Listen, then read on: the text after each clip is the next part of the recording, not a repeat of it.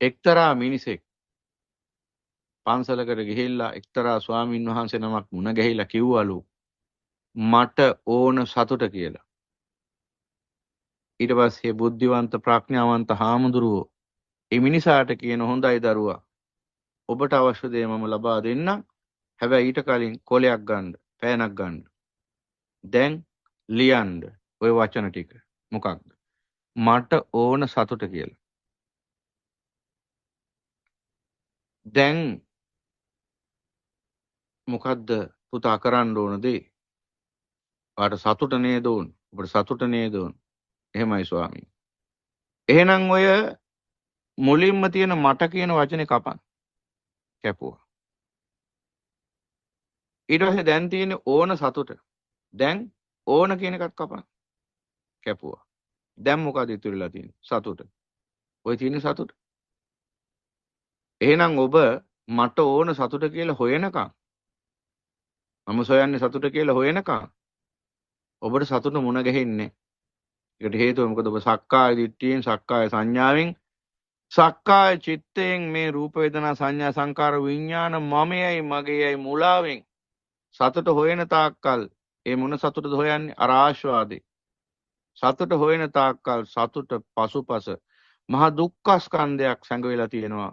ඒ දුක්ඛ ස්කන්ධය තමයි මුණ ගැහෙන්නේ. අප්පාසාදෝ බහු දුක්ඛෝ බහු උපායසෝ ආදීනෙත්ත බිහියෝති.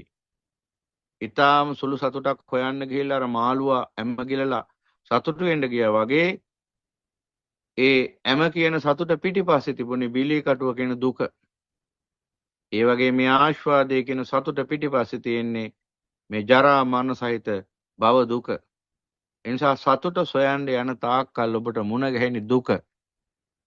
ඔබේ ආස්වාදයේ කියන සතුට සොයන ක්‍රියාවලිය නතර කරපු දවසට අවබෝධයෙන් අන්න සතුට ඉතුරු වෙනවා Taman ළඟ. එහෙනම් සතුට පරිබාහිර ලෝකේ හොයලා වැඩක් නැහැ. සතුට Taman තුල පවතින. තමන්ගේ අවබෝධය තුල පවතී.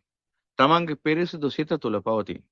පිරිසිදු චින්තනය තුල, පිරිසිදු චර්යාව තුල, සුචරිතය තුලයි සතුට පවතී. ඒ සතුට පින්වතුනි කිසි දවසක මිලට මුදලට ගන්න පුළුවන් සතුටක් නෙවෙයි. ඒ සතුට කිසිදා අහිමි වන්නක් නෙවෙයි. ඒ සතුට ව්‍යාජ සතුටක් නෙවෙයි. ඒ සතුට තමයි විශ්වයේ තත්ත්‍ය සැබෑ සතුට. සන්තුට්ටි පරමං ධනං. එයයි පරම ධනය පුද්ගලයා ලබන.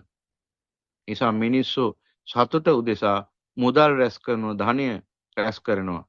ලැබිච්ච සතුටක් නෑ අද වෙනතුරු. දුකමයි තර වුණේ ජීවිතවල.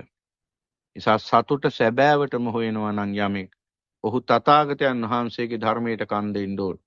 ඒ නිසා එදාට අන්න විඳවීමෙන් වෙන් වෙලා විඳින සතුටක් ලැබෙනවා. ඒ සතුට නිර්ාමිසයි. එහෙනම් අන්න සතුට එතනයි තියෙන්නේ.